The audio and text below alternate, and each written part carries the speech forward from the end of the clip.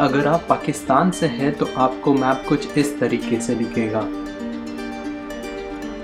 परंतु अगर आप इंडिया से बिलोंग करते हैं तो तुम्हें मैप कुछ इस तरीके से दिखेगा।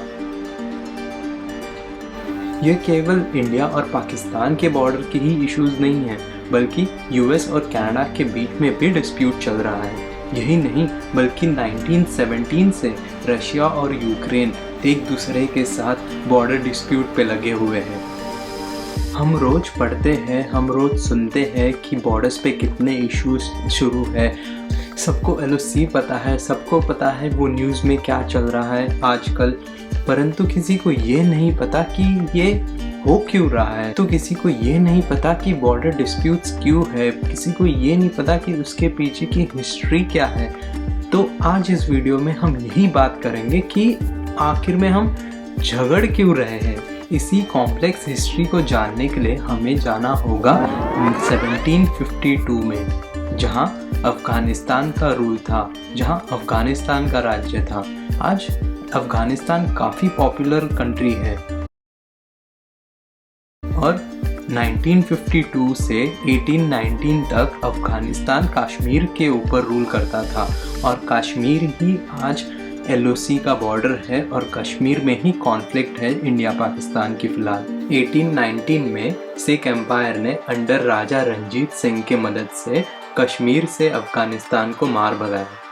फिर 1846 में सिख एम्पायर की ईस्ट इंडिया कंपनी से फर्स्ट मुलाकात हुई, फर्स्ट वॉर हुई। उसमें under the treaty of Lahore के अंडर सिख एम्पायर को आखिर में कश्मीर का अपना हिस्सा ईस्ट इंडिया कंपनी को देना पड़ा। तो तभी वहाँ के रूलर थे Gulab Singh.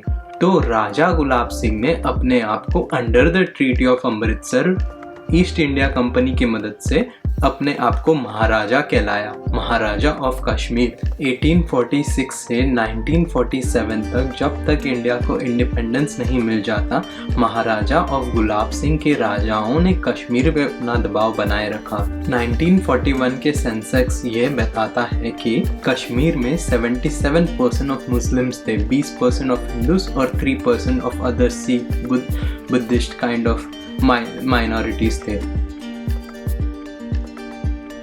Despite being the majority of Muslim crowd, वो हिंदू डोमिनेटेड स्टेट था, जिसके कारण मुस्लिम्स को हायर टैक्सेस और फ्यूअर अपॉर्चुनिटीज दिए गए थे। British rule ended in the Indian subcontinent in the year of 1947। पर फिलहाल ये रूल ऐसा कहता था कि जो भी स्टेट्स अभी फिलहाल इंडिया और पाकिस्तान में हैं, उन्हें अपना इंडिपेंडेंस है कि वो पाकिस्तान ज्वाइन करे या इंडिया।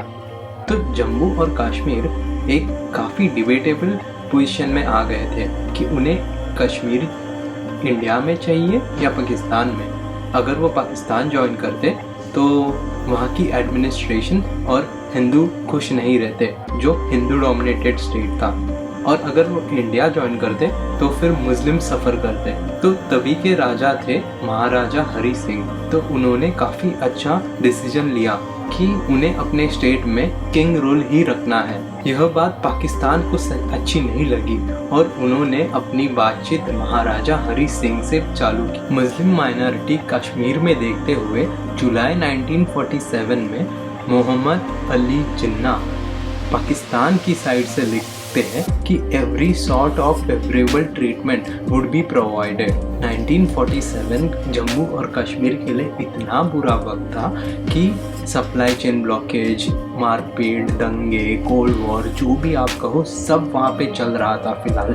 और अगर आपने वो बॉलीवुड मूवी गदर एक प्रेम कहानी 2001 रिलीज देखी होगी, तो वो करेक्टली डिफाइन करती है कि उस टाइम क्या सिचुएशंस थे। जो मुस्लिम्स इंडिया के साइड पे रहते थे वो वेस्टर्न पाकिस्तान में दौड़े चले गए और जो हिंदूस पाकिस्तान के साइड रहते थे वो जम्मू में आकर मिले। अभी वक्त आया एसेशन का। जस्टिस मेहर चंद महाजन जो नॉमिनी थे for the next prime minister of Kashmir के लिए वो पहुंचे दिल्ली में और उन्होंने मांग की नेहरू और पटेल से कि हमें सप्लाईज चाहिए क्योंकि पाकिस्तान से सप्लाईज ब्लॉक कर दिए गए हैं। परंतु नेहरू और पटेल उन्हें सहायता नहीं दे सकते थे क्योंकि वह किंग रूल के अंडर स्टेट था।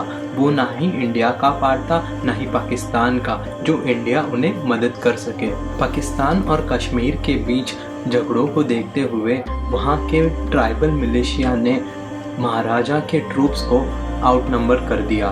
तब जाकर महाराजा ने नेहरू और पटेल से मिलिट्री असिस्टेंट की बात की, परंतु नेहरू और पटेल फिलहाल कुछ मदद या सहायता नहीं कर सकते थे क्योंकि कश्मीर इंडिया का पार्ट नहीं था।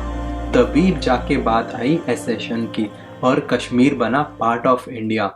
The instrument of accession of Kashmir to India was undertaken by governor general of India lord Mountbatten. Kashmir India का पार्ट बनते ही नेहरू और पटेल ने इंडियन ट्रूप्स को वहाँ पे तैनात कर दिया। पहले तो श्रीनगर एयरपोर्ट को सिक्योर कर दिया गया और श्रीनगर सिटी को सिक्योर कर दिया। उसके बाद ट्रूप्स चले नॉर्थ साइड ऑफ कश्मीर, वहाँ पर गिलजित सिटी के और चल पड़े। पर गिलजित सिटी जो आज फिलहाल पाकिस्तान में है उसकी पॉपुलेशन स्टेट के एसेशन को फेवर नहीं करती थी, जिसके कारण काफ़ी दंगे हुए। इन सारी हालातों को देखते हुए जन्म हुआ Indo Pakistan war of 1947। India Pakistan की first war in the year of 1947 से 1948 तक चली। वो देखते हुए यूएन ने आवाज़ उठाई और एलओसी ड्रॉ की। एलओसी माने लाइन ऑफ कंट्रोल। तो इस साइड इंडिया और उस साइड पाकिस्तान। अभी फ़िलहाल there is no borders between India और पाकिस्तान ऑफिशियली, बल्कि एक लाइन ऑफ कंट्रोल ड्रॉ कर दी गई है। इसीलिए अगर आप इंडिया का मैप इंडिया में होकर देखते हो तो अलग दिखता है और पाकिस्तान से कुछ अलग दिखता है। इसके आने वाले सालों में काफ़ी जंग छिड़े इंडिया पाकिस्तान के बीच, जैसे 1950, 1971 और आखिर में जो लेटेस्ट थी वो 2010 और 2016 की थी, जहाँ पे दोनों कंट्री में काफ़ी न्यूज़ में थे। अभी बल्कि यही कश्मीर का पार्ट फ़िलहाल कॉन्फ्लिक्ट में नहीं है इंडिया के साथ, बल्कि अगर आप अपोजिट साइड में देखोगे तो दूसरा पार्ट चाइना और इंडिया के कॉन्फ्लिक्ट में बैठा हुआ है। तो नेक्स्ट वीडियो मैं इसी टॉपिक पर बनाऊंगा कि इंडिया और चाइना के बॉर्डर डिस्प्यूट क्या है। तो मिलते हैं नेक्स्ट वीडियो में।